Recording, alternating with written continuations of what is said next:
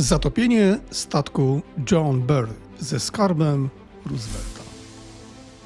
Przedstawiam krótką historię statku typu Liberty z czasów II wojny światowej, który transportował tzw. skarb Roosevelta. SS John Berry został zbudowany w jednej ze stoczni Kaiser w Portland w stanie Oregon. Zwodowano go 23 listopada 1941 roku. Był obsługiwany przez Lakers Brothers Steamship Company i tak jak inne statki tego typu transportował ładunki między Stanami Zjednoczonymi a państwami sojuszniczymi, walczącymi z nazistami i faszystami. Jeden z rejsów tego statku był jednak dość szczególny. Oto ta historia. SS John Berry był statkiem towarowym United States Merchant Marine Cargo Liberty Ship, specjalnie zmodyfikowanym do tej tajnej misji. Berry był dość dużym statkiem towarowym, jednym z 2700 należących do typu Liberty. Mógł transportować ładunki do 10 000 ton. Statek ten odbył wcześniej kilka podróży konwojowych przez Atlantyk do Anglii i Rosji. Statek towarowy SS John Berry płynął spokojnie, zygzakując z prędkością 12 węzłów. Była jasna noc z pełnią księżyca. Widoczność bardzo dobra. 7 obserwatorów pełniło służbę, wypatrując ewentualnego zagrożenia. 2 na dziobie, 3 na śródokręciu i 2 na rufie z tyłu statku. Statek SS John Berry znajdował się na Morzu Arabskim, 127 mil na południowy wschód od sułtanatu arabskiego Omanu. Miał zawinąć do portu morskiego Ras Tanurach w Arabii Saudyjskiej. Statek płynął z niezwykłym ładunkiem 3 milionów srebrnych monet arabskich, rial. Te srebrne monety wybito w Ameryce dla saudyjskiego monarchy, króla Abd al-Aziza ibn Abdurrahmana al-Sauda z Arabii Saudyjskiej, w której środkiem płatniczym w tym czasie był tylko bilon. Arabia Saudyjska nie posiadała wówczas pieniędzy papierowych. W królestwie zabrakło monet. Podczas wojny riale były bardzo cenione jako środek wymiany ze względu na zawartość srebra. Wiele osób pozyskiwało riale, chcąc lokować w nich swoje oszczędności. Metale szlachetne w niespokojnych czasach zawsze są w cenie.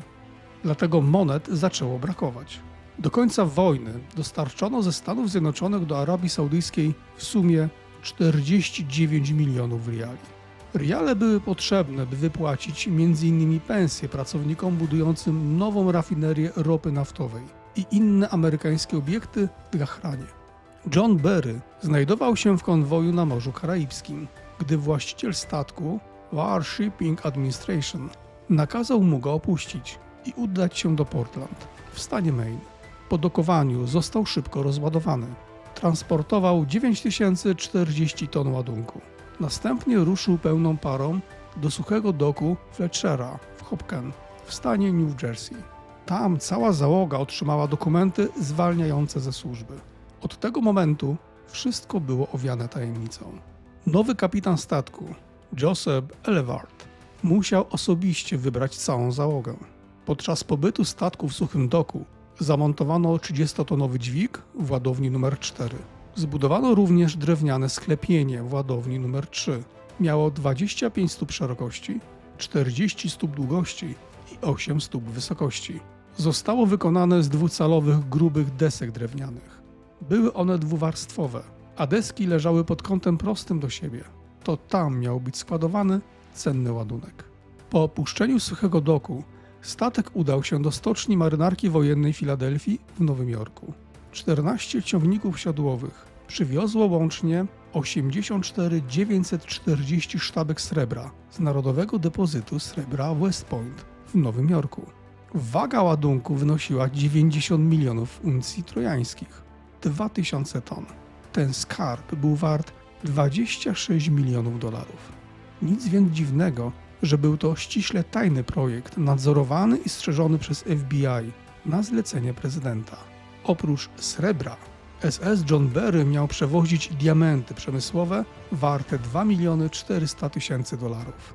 W ładowniach znalazły się riale, sztabki srebra oraz diamenty.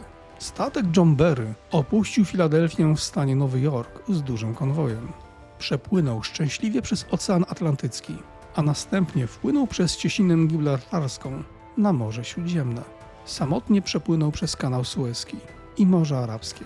Był to długi, nudny i monotonny rejs. Bez niebezpieczeństw ze strony niemieckiego lotnictwa i okrętów podwodnych. Gdy statek wpłynął do cieśniny Ormus, cała załoga była zadowolona. Za chwilę będą w domu. Wypoczną i odetchną po rejsie. Obserwatorzy lustrowali wody cieśniny Ormus, ale nic szczególnego się nie działo. Informowali mostek, iż wszystko jest w porządku. Nagle, bez żadnego ostrzeżenia, torpeda uderzyła w statek na wysokości śródokręcia, po prawej stronie. Torpeda eksplodowała w grodzi poniżej linii wodnej, za ładownią numer 2. John Berry zatrzymał się gwałtownie, gdyż przestały działać silniki. Przez powstałą wyrwę zaczęła się wdzierać woda morska.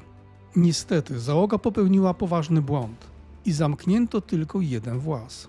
Woda wdzierała się do kolejnych przedziałów. Na początku nic nie wskazywało na to, że statek tonie. Na wszelki wypadek kapitan zarządził opuszczenie wszystkich łodzi ratunkowych i 4 tratw ratunkowych.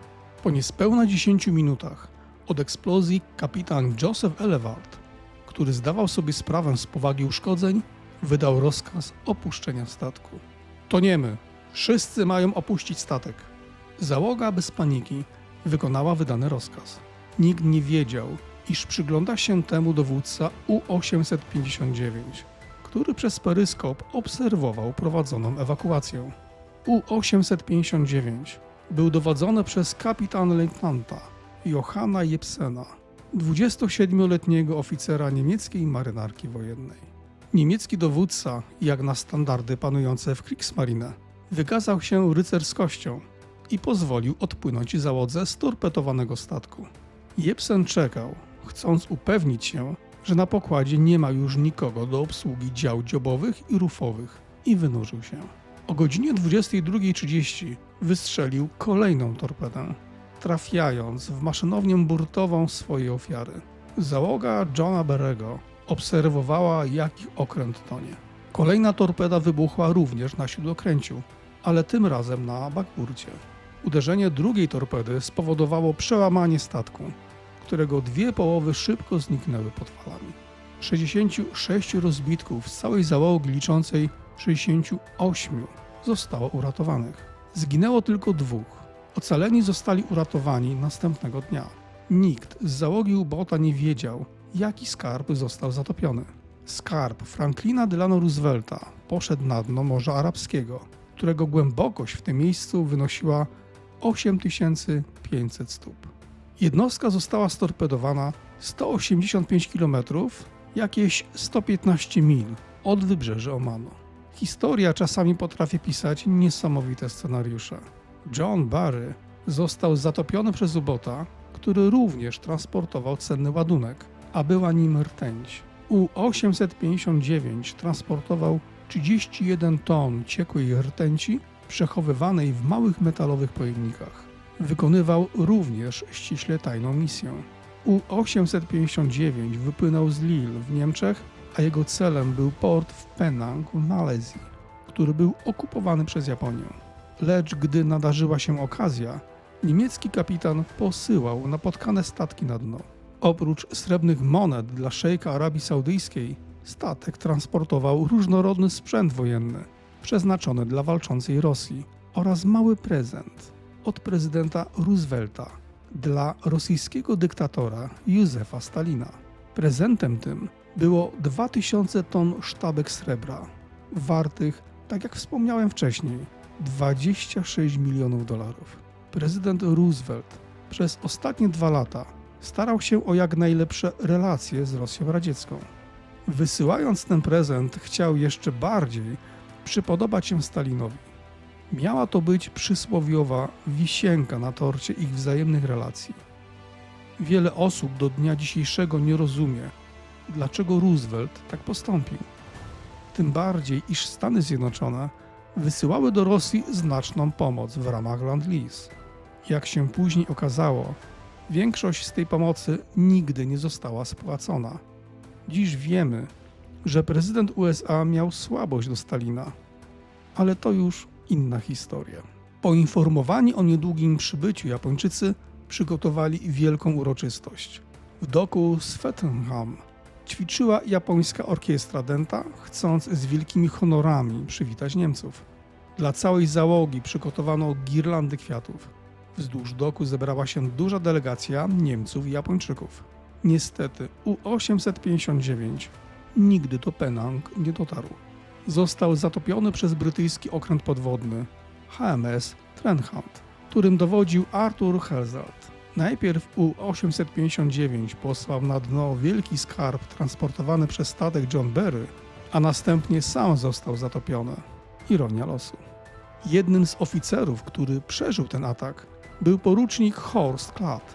Powrócił po 29 latach do Penang i w 1973 roku wraz z zorganizowaną ekspedycją odzyskał z niemieckiego okrętu 30 ton rtęci.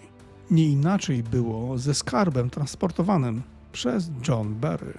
45 lat później szejk Ahmed Farid al-Awlaki otrzymał zgodę na eksplorację jednostki. Natomiast podobną zgodę otrzymał emerytowany kapitan marynarki wojennej USA Brian Schoemaker, były główny doradca prawny marynarki Hugh O'Neill, prawnik Maguire oraz Jay Fiondella, właściciel Chess Chey, znanego wśród celebrytów lokalu gastronomicznego z owocami morza Santa Monica w Kalifornii. Aby zebrać pieniądze na wydobycie Johna Berry'ego, utworzyli spółkę o nazwie The John Berry Group. Należy pamiętać, iż riale były własnością Arabii Saudyjskiej, dlatego potrzebna była również zgoda tego państwa. Wyprawa została zorganizowana w 1994 roku. Fundusze ostatecznie zebrał wraz z przyjaciółmi biznesmen Bassama Omar Salam, który reprezentował Arabię Saudyjską. Wydobycie było możliwe dzięki wsparciu rządu USA, który dostarczył niezbędnych informacji o statku i transportowanym ładunku. Początkowo poszukiwania zaangażowani byli kontrahenci z Houston w Teksasie, a ich wysiłki zostały później wzmocnione przez francuski Ifremer z siedzibą w Toulonie. W październiku 1994 roku wynajęto i zmodyfikowano statek wiertniczy Drill Ship to Flex, dawniej Seddeco 445, później Peregrine 7, a teraz Deepwater Navigator. Na statku zamontowano 50-tonowy chwytak wyposażony w kamerę wideo zaprojektowany przez francuską firmę Ifremer do wydobycia srebra. Deepwater Navigator dopłynął do miejsca, w którym znajdował się wrak John Berry i rozpoczęły się prace mające wydobyć srebro zalegające we wraku na głębokości 8500 stóp. Na początku listopada odkopano większą część statku, odsłaniając zabytkowe ciężarówki armii amerykańskiej, czołgi i sprzęt wojskowy. Niedługo potem zauważono pierwszy ślad srebra. Początkowo obraz wideo był zbyt ciemny, by można było dostrzec srebrne monety. Później okazało się, iż wydostająca się ropa z wraku zabrudziła obiektyw kamery. Chwytak zadziałał jak wielki otwieracz do puszek. Oderwał część pokładu, by dostać się następnie do ładunku. Operator chwytaka skierował go następnie w głąb ładowni, gdzie miały być transportowane monety. Kiedy szczęki chwytaka zostały uwolnione na pokładzie Deepwater Navigator, wszyscy byli po kolana w srebrnych monetach. W ciągu następnych 5 dni, dzięki sprawnym umiejętnościom operatora chwytaka, wydobyto 1 400 000 riali saudyjskich o wadze 17 ton. Na pokładzie statku wiertniczego rozpoczęło się wielkie liczenie wydobytych srebrnych riali.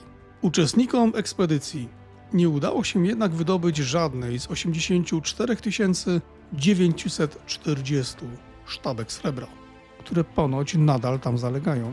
Operatorom chwytaka nie udało się dotrzeć do wszystkich miejsc, w których podejrzewali, że srebro mogło się znajdować. Niedawno Muzeum Sztuki Islamskiej poinformowało, że otrzymało kolekcję 1000 srebrnych monet jednorialowych wydobytych z wraku Johna Berry'ego. Darczyńcą okazał się Bassama Omar Salam, który w liście wysłanym do muzeum zapewniał, iż są to oryginalne monety wydobyte podczas penetracji wraku w 1994 roku. Monety zostały również zaoferowane do kupna w Genewie, w domu aukcyjnym Sotheby. Mimo sporego rozgłosu nie udało się uzyskać kwoty minimalnej 8 milionów dolarów. Mimo iż po sukcesie ekspedycji pojawiły się później plany ponownej eksploracji zatopionego wraku, żaden nie doszedł do skutku. Legendarny pirat Davy Jones nadal strzeże licznych skarbów. Jednym z nich być może jest srebro, które miał otrzymać Józef Stalin, ale to już całkiem inna historia. Lubisz ciekawe historie? Jesteś fanem historii i marynistyki? To zapraszam do wysłuchania innych audycji na moim kanale. Jeśli chcesz być na bieżąco, to zapraszam do subskrybowania kanału. No i oczywiście podzielenia się uwagami. Zapraszam. Witold Richter.